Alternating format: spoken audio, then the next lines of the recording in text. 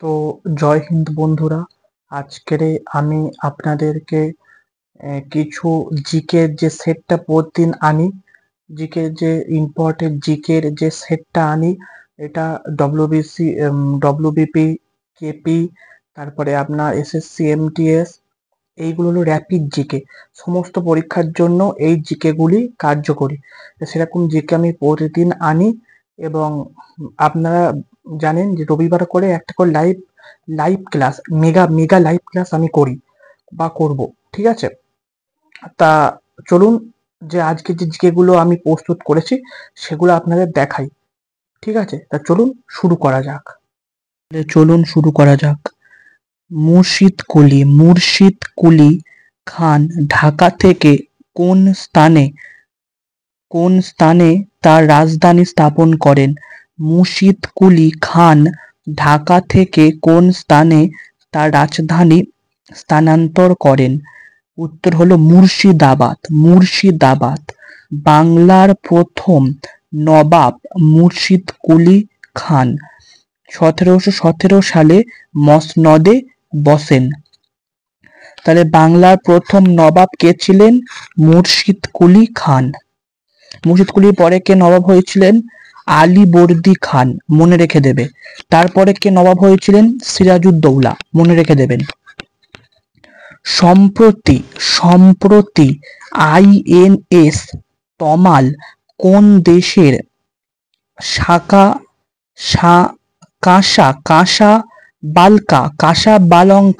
কাসাবালঙ্কা বন্দরে সফর করেছে? সম্প্রতি আইএনএস তমাল কোন দেশে কাসাবলঙ্কা বন্দরে সফর করেছে? মরক্কো। এছাড়া মনে রাখবে, আইএনএস তমাল রাশিয়াতে যুদ্ধ মহড়ায় অংশগ্রহণ করেছে। আইএনএস তমাল। লোদি বংশের প্রতিষ্ঠাতা কে ছিলেন? লোদি বংশের প্রতিষ্ঠাতা কে ছিলেন? বহলল লোদি। লোদি বংশ ছিল ভারতের প্রথম আফগানি বংশ যারা দিল্লি শাসন করেছিল এবং শেষ সুলতানি বংশ। অর্থাৎ লোদি বংশ আপনাদের ভারতের প্রথম আফগানি বংশ যারা দিল্লি শাসন করেছিল এবং শেষ সুলতানি বংশ। অর্থাৎ লোদি বংশের পতনের পরে মুঘল সাম্রাজ্য শুরু হয়। ঠিক আছে, আচ্ছা।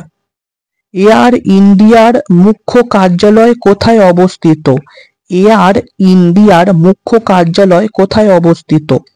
নিউ দিল্লি। এয়ার ইন্ডিয়ার প্রতিষ্ঠাতা কে? জে.আর.ডি. টাটা। এয়ার ইন্ডিয়ার প্রতিষ্ঠাতা কে? জে.আর.ডি. টাটা। জাহাঙ্গীর রতন টাটা খুবই সম্মানীয় ব্যক্তি, আমরা গর্বিত তার জন্য, একজন ভারতীয় হয়ে তার জন্য আমরা গর্বিত। স্বাধীন ভারতের প্রথম মহিলা মুখ্যমন্ত্রী কে ছিলেন? অনেকে এটা মমতা বন্দ্যোপাধ্যায় লিখবেন, কিন্তু এটা হবেনি। কিন্তু স্বাধীন ভারতের প্রথম মহিলা মুখ্যমন্ত্রী কে ছিলেন?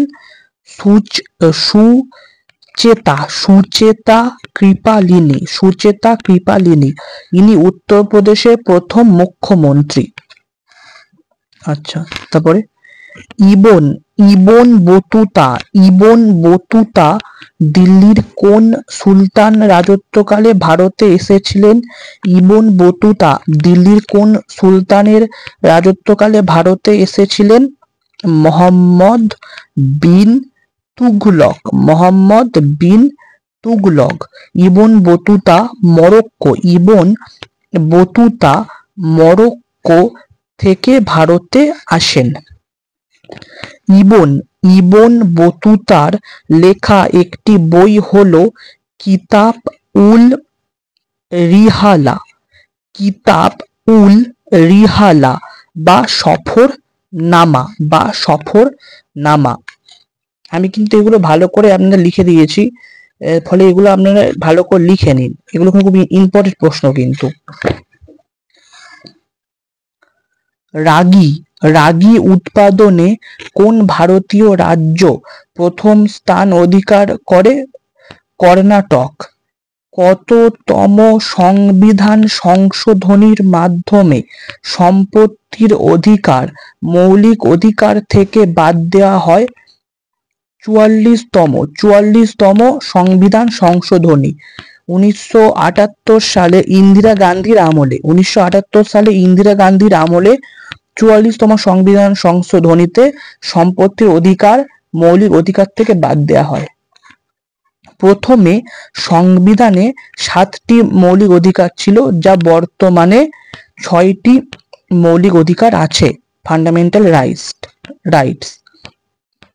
ভারতের প্রথম পঞ্চবার্ষিক পরিকল্পনা কত সালে শুরু হয়েছিল? 1951 সালে। ভারতের প্রথম পঞ্চবার্ষিকী পরিকল্পনা কত সালে শুরু হয়েছিল? 1951 সালে। এটা হ্যারড ডোমর মডেলের উপর ভিত্তি করে তৈরি হয়। জওহরলাল নেহেরুর আমলে এটি হয়েছিল বা পরিকল্পনাটা গ্রহণ করা হয়েছিল জওহরলাল নেহেরুর আমলে। এটি চলেছিল 1951 থেকে 1956 পর্যন্ত। ভালো করে মনে রাখবে, ঠিক আছে? দেখে নাও ভালো করে।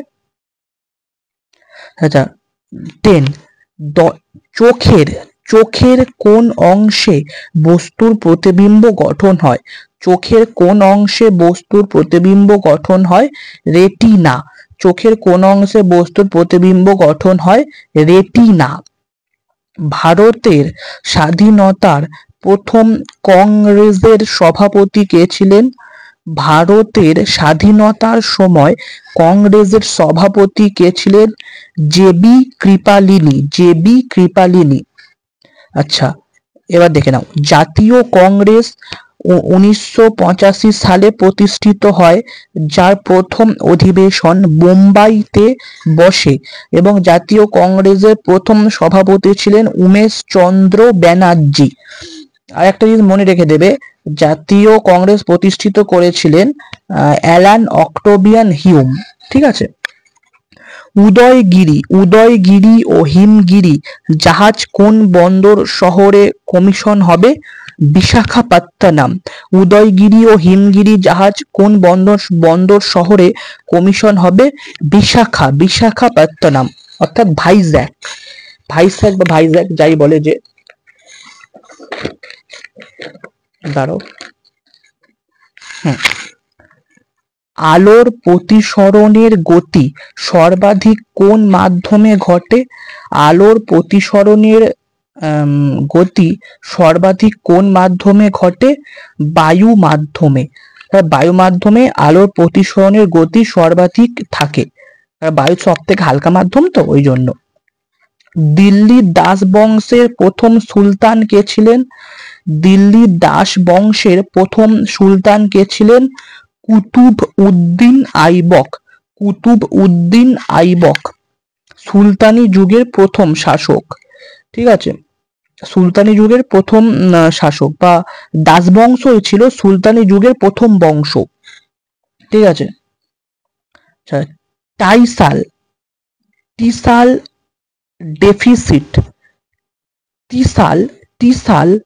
ডেফিসিট কোন ক্ষেত্রে দেখা যায়? মানে রাজস্ব ঘাটতি, সরকারের ব্যয় আয়ের চেয়ে বেশি হলে। টিসাল ডেফিসিট কোন ক্ষেত্রে দেখা যায়? সরকারের ব্যয় আয়ের চেয়ে বেশি হলে। মানে ধরো সরকার আয় করেছে 1000 টাকা আর সে ব্যয় করলো 1100 টাকা, তাহলে 100 টাকা এখানে আপনার রাজস্ব ঘাটতি হলো, বা টিসাল ডেফিসিট যাই বলবেন। হ্যারি পটার সিরিজের লেখক কে? জে.কে রাউলিং, খুব ইম্পর্টেন্ট। হ্যারি পটার সিরিজের লেখক কে? জে.কে রাউলিং। মানুষের চোখে রং দেখতে পাওয়ার কোষের নাম কি? কোন কোষ? মানুষের চোখে রং দেখতে পাওয়ার কোষের নাম কি? কোন কোষ? মাইটোকন্ড্রিয়াকে কেন কোষের শক্তিঘর বা কোষের পাওয়ার হাউস বলা হয়? এটি এটিপি উৎপাদন করে, অ্যাডিনোসিন ট্রাইফসফেট। ম্যারাসমাস রোগ হয় কিসের অভাবে? প্রোটিন। রিকেড রোগ হয় কিসের অভাবে? Vitamin D. চলো, কার্নালের যুদ্ধে কারা মুখ্য প্রতিপক্ষ ছিল? কার্নালের যুদ্ধে কারা মুখ্য প্রতিপক্ষ ছিল? নাদির শাহ ও মুঘল সম্রাট মোহাম্মদ শাহ 1739 সালে। ঠিক আছে, 1739 সালে কার্নালের যুদ্ধ হয়েছিল নাদির শাহ এবং মুঘল সম্রাট মোহাম্মদ শাহের মধ্যে। এই নাদির শাহ আমাদের সম্রাট শাহজাহানের ময়ূর সিংহাসন আর কোহিনূর হীরা চুরি করে নিয়ে পালিয়েছিলেন। ঠিক আছে, এটা কিন্তু আমাদের জন্য, ভারতবাসীদের জন্য খুবই লজ্জার বিষয়। আমাদের দেশের সম্পদ তারা নিয়ে চলে গেছে, নাদির শাহ নিয়ে পালিয়ে গেছেন।